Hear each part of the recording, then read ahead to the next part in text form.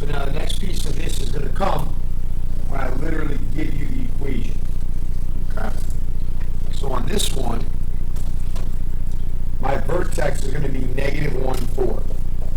Remember, whatever makes the absolute value equal to 0 is the x coordinate of the vertex, and whatever number's out there is the y coordinate of the vertex. So negative 1, negative 4. Okay? Whatever makes this equal to 0, or whatever makes the x plus 1 equal to 0, and then we keep the sign of the number on the outside. So my vertex is negative 1, negative 4. There's going to be vertical shrink here. Is the number in front of the absolute value is less than 1 and greater than negative 1. And then, in the shift, we're going to multiply the y coordinate by the a term, which is 1/4. And then we are shifting left 1, down 4.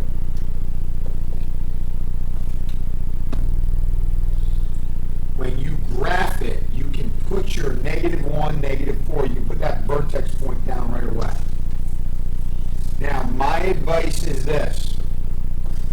When you build your chart here, negative 1, negative 4, I am going to count by whatever the denominator is. So if it's 1/4, I'm going to count down by 4, and I'm going to count up by 4. And that prevents you from having to deal with fractions. 3 plus 1 is 4. The absolute value of 4 is 4. 4 times 1/4 is 1. 1 minus 4 is negative 3. So when 3 is x, y is negative 3. When negative 5 is x, y is negative 3. 7 plus 1 is 8. The absolute value of 8 is 8. 8 times 1/4 is 2. And 2 minus 4 is negative 2. So if 7 gives you a negative 2, so does negative 9. And then we plot our points. 3, negative 3. 7, negative 2.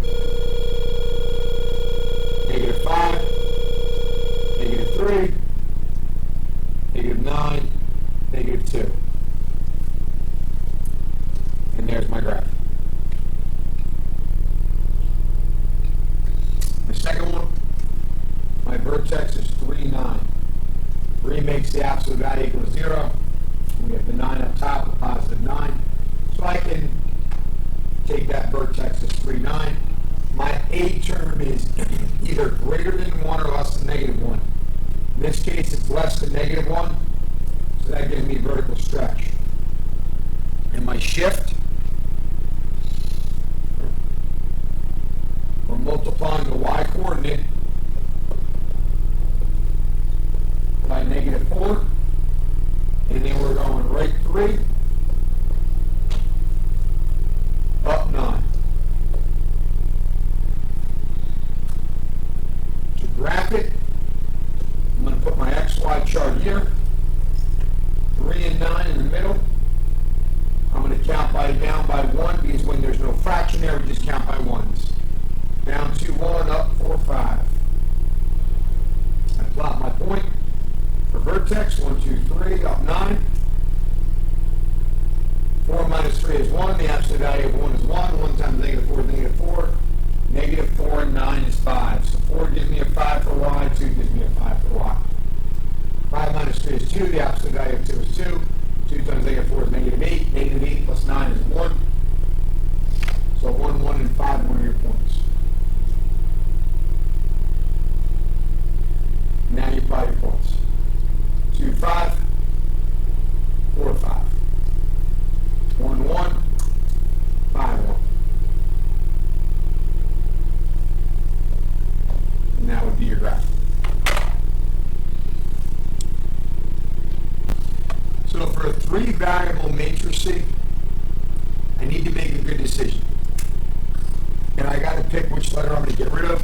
I'm going to get rid of x here because you have the same number in front of the x on the top two, and you have a 1 coefficient with the x here. I could have also gotten rid of z.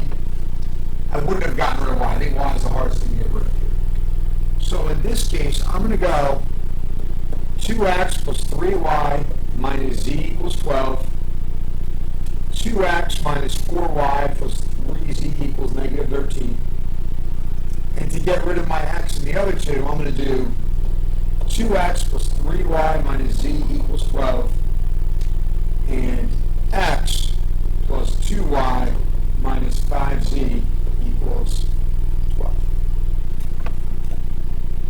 Now to get rid of my x here, I need to get the same number in front of a coefficient, excuse me, it's in front of a variable with opposite signs. So we have the same variable, x is here, we need to get the same number in front with opposite signs.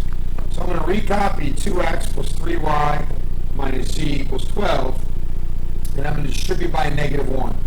Negative 2x plus 4y minus 3z equals 13. The x's cancel. 7y minus 4z equals 25. Here, I need to multiply the bottom by negative 2. 2x plus 3y minus z equals 12. Negative 2x minus 4y plus 10z equals negative 24. We combine our like terms, the x's cancel. Negative y plus 9z equals negative 12. So essentially, I've got to get down to a system where I just have two variables. And we do that by eliminating the x's in these two equations and the x's in these two equations. And now I take my system, 7y minus 4z equals 25, negative y plus 9z equals negative 12, and I solve that system. I'm going to multiply the bottom by 7 here. So 7y minus 4z equals 25, negative 7y plus 63z equals negative 84. And I end up with something very nice here, 59z. 84 minus 25 is 59. So in this case, we get a negative 59, and my z equals negative 1. I'm going to plug that negative 1 in back for my z into one of the two systems of equations. 7y plus 4 equals 25. Subtract 4 on both sides. 7y equals 21. We divide by 7, we divide by 7, and my y equals 3. And then we go back up to an original. My z is negative 1, my y is 3. 2x plus 3 times 3 minus a negative 1 equals 12. 2x plus 9 plus 1 equals 12. 2x plus 10 equals 12. We subtract 10 on both sides. 2x equals 2 and my x equals 1. So my answer here is going to be 1, 3, negative 1. And literally, every single equation should be true if I plug 1, 3, and negative 1 input. Now in this problem, I'm going to get rid of the z. I got rid of the x the last problem, so let's get rid of the z this time. So I'm going to do x plus 4y minus 3z equals negative 7. And I'm going to combine it with 3x plus 2y minus z equals negative 7.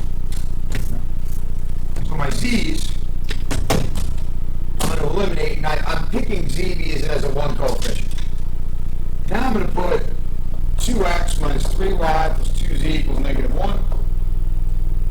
3x plus 2y minus z equals negative 7. I write those two equations over again. Now, to get rid of my z, I'm going to multiply the bottom here by 3. And I've got to make that 3 negative. Okay? So when I multiply by 3, if you have the same signs, you've got to make it negative. We've got to make sure we end up with opposite signs here. Okay? So, x plus 4y minus 3z equals negative 7. Negative 9x minus 6y plus 3z equals 21. Negative 8x minus 2y. The z's cancel, and I'm left with 14. Over here, I only have to multiply by 2. because I already have opposite signs. I don't need a negative. 2x minus 3y plus 2z equals negative 1. 6x plus 4y minus 2z equals negative 14. 8x plus y, the z's cancel, equals negative 15. Let's see if I can get a correct answer out of this. So this system is going to be a little bit easier to work with, I think. How nice is this? Can we agree the x's just cancel right away? Yeah. I'm left with negative y equals negative 1, which means my y equals 1. 8x plus 1 equals negative 15. I just put that plus 1 in for y, 1 in for y. 8x equals negative 16, my x equals a negative 2. And then we go back up to an original. My x is negative 2, my y is 1, and now I'm looking for my z. Negative 2 plus 4 minus 3z equals negative 7. This becomes 2 minus 3z equals negative 7. Subtract 2. Negative 3z equals a negative 9. And we divide by negative 3, divide by negative 3, my z equals 3. So my answer ends up being negative 2, 1, 3. X is negative 2, my y is 1, my z is 3.